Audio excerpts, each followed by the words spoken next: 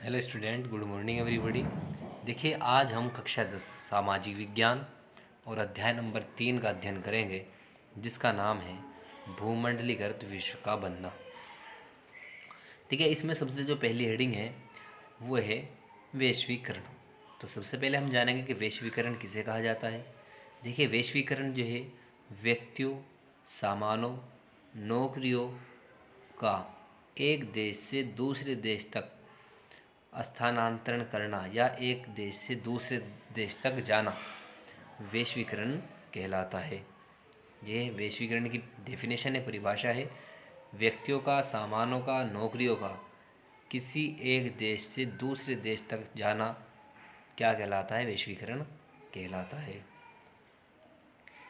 ये बात नई नहीं है। देखिए, ये जो वैश्वीकरण है, जो हमने बताया है कि एक देश से दूसरे देश तक सामानों का, व्यक्तियों का, नौकरियों का जाना, ये कोई नई बात नहीं है। ये पुराने समय से चला आ रहा है। ये वैश्वीकरण जो है प्राचीन काल से ही चला आ रहा है। जैसे 15वीं शताब्दी में कोलंबस ने अमेरिका की खोज की तथा वास्को डी गामा ने भारत की खोज की थी। ठीक है, इससे पहले सिल्क रूट से भी लोगों का एक देश से दूसरे देश तक आना जाना लगा रहता था। देखिए, बात कर रहे हैं हम सिल्क रूट की, या रेशम मार्ग बोल कह देते हैं। देखिए, रेशम मार्ग किसे कहा जाता था? देखिए, जब रेशम की प्राचीन काल में जो रेशम की खेती की जाती थी, उस रेशम को एक स्थान से दूसरे स्थान तक पहुंचाने के लिए जिन सड़कों का, जिन रोड का इस्तेमाल किया जाता था, उनको हम सिल्क रूट कहते थे या रेशम रूट कहा जाता था। तो ये जो सिल्क रूट थे, इनके द्वारा है लोगों का एक देश से दूसरे देश तक आना जाना लगा रहता था। 18वीं सदी तक चीन व भारत दुनिया के सबसे धनी देश थे। देखिए, हम बात करते हैं अगर 18वीं शताब्दी की, तो भारत और चीन जो है पूरी दुनिया में सबसे अमीर देश थे। एशियाई व्यापार में उन्हीं का दबदबा था। देखिए, हम बात करते हैं एशिया के व्यापार की, एशिया के बाज़ार की, तो उस समय जो है चीन और भारत का ही विश्व व्यापार में दबदबा था। अब यूरोप विश्व व्यापार का सबसे बड़ा केंद्र है। अगर हम आज की बात करते हैं, प्रेजेंट टाइम की बात करते हैं, तो आज जो है जो विश्व व्यापार के अंदर जो है सबसे बड़ा जो केंद्र है वो कौन है भाई? यूरोप है।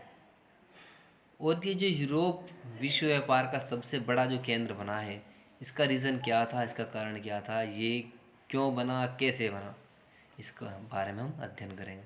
देखिए, नेक्स्ट टॉपिक हमारा शुरू होता है रेशम मार्ग। रेशम मार्ग मैंने आपको बता दिया है कि रेशम मार्ग जो है उन मार्ग को या उन सड़कों को कहा जाता था जिनके द्वारा रेशम का जो कच्चा माल होता था वो एक देश से दूसरे देश तक पहुंचाने का जो जिस मार्ग के ज़रिए काम होता था, उसको हम रेशम मार्ग कहते थे।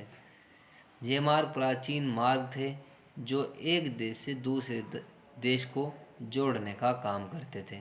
समझ गए आप? ये जो रेशम मार्ग थे ये प्राचीन काल से ही थे, प्राचीन समय से थे। और ये जो मार्ग थे, रेशम मार्ग जो थे, ये एक देश से दूसरे देश को जोड़ने का कार्य करते थे। ये ईसा पूर्व से पहले आरंभ हो चुका था। देखिए, ये जो रेशम मार्ग का जो कार्य था, ये जो है ईसा पूर्व से ही पहले प्रारंभ हो चुका था। ये मार्ग बहुत सारे महादेशों को जोड़ते थे। रेशम मार्ग जो है ये बहुत सारे महान महादेशों को जोड़ते थे, जैसे अफ्रीका के उत्तरी अमेरिका से। जैसे अफ्रीका को किससे जोड़ते थे भाई? उत्तरी अमेरिका से जोड़ते थे। एशिया को यूरोप से जोड़ते थे। सामान की आवाजाही के अलावा व्यापार, संस्कृति का भी आदान प्रदान इन रूट के कारण ही होता था। ठीक है ना भाई?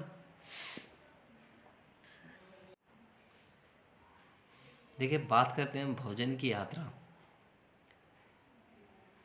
जैसे जैसे व्यापारी और यात्री भी चलते गए, उसे उन्हीं के साथ उनके खाना भी एक स्थान से दूसरे स्थान पर जाते गए। देखिए बात करते हैं, अगर कोई व्यापारी एक स्थान से दूसरे स्थान के लिए जो है व्यापार करने के लिए जाता है तो जो है अपना खाना अपने साथ लेकर जाता है, जिससे क्या होता है भोजन की यात्रा भी ऐसे ही शुरू हुई और एक स्थान से दूसरे स्थान तक जो है भोजन पहुंचता गया। जैसे हम बात करते हैं नूडल्स की, नूडल्स जो है ये चाइना का खाना था, तथा पास्ता की अगर बात करते हैं तो पास्ता जो है अरब देशों से आया था।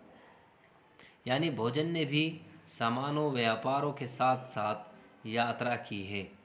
आलू की अगर हम बात करते हैं तो आलू के कारण जो है यूरोपीय गरीब जो है उनकी ज़िंदगी पर गहरा प्रभाव डाला और आलू ने जो है इनकी ज़िंदगी को बदल दिया। भोजन बेहतर मिलने लगा। देखिए जो यूरोपीय लोग थे उनको जो है आलू के कारण क्या हुआ, उनको भोजन बेहतर मिलने लगा, बढ़िया मिलने लगा, और उनकी जो औसत आयु थी वो भी बढ़ने लगी। अगर हम बात करते हैं आयरलैंड के गरीब काश्तकार की, तो आलू ने जो है इनकी ज़िंदगी को बहुत ज़्यादा प्रभावित किया और ये जो है आलू पर जो है बेहद निर्भर रहने लगे। अगर हम बात करेंगे 1840 सन 1840 में जब क्या होता है आयरलैंड के अंदर एक बहुत प्राकृतिक आपदा के कारण क्या होता है आलू की फसल जो है नष्ट हो जाती है, ख़राब हो जाती है। तो क्या होता है वहाँ के जो लोग थे, वहाँ के जो गरीब जनता थी, काश्तकार लोग थे, वे क्या हो गए भूखे मरने लगे। जब आलू की फसल ख़राब हो गई, नष्ट हो गई, तो क्या हुआ वहाँ के आयरलैंड के जो लोग थे वे भूखे मरने लगे थे। नेक्स्ट टॉपिक है हमारा इसमें विजयी बीमारी और व्यापार। 15वीं और 16वीं शताब्दी तक यूरोप ने समुद्री रास्तों के जरिए विश्व का प्रसार करना शुरू कर दिया था, क्योंकि ये अपना व्यापार बढ़ाना चाहता था। देखिए हम बात करते हैं यूरोप की और बात कर रहे हैं हम 15वीं और 16वीं शताब्दी की। तो उस समय जो है यूरोप ने समुद्री रास्तों के ज़रिए क्या करा, अपना विश्व व्यापार जो था जिसको बढ़ाना शुरू कर दिया था, क्योंकि जो है अपना व्यापार ज़्यादा बढ़ाना चाहता था समुद्री रास्तों के ज़रिए। उस समय पुर्तगाल व स्पेन बहुत शक्तिशाली देश थे। देखिए हम बात कर रहे हैं 15वीं और 16वीं शताब्दी में, तो उस समय क्या था पुर्तगाल और स्पेन जो है ज़्यादा शक्तिशाली देश थे। यूरोपियन ने अमेरिका को उपनिवेश बनाना शुरू कर दिया था। देखिए हम बात करते हैं यूरोप की, तो यूरोप जो है अमेरिका के ऊपर कब्जा करना शुरू कर दिया था यूरोप ने।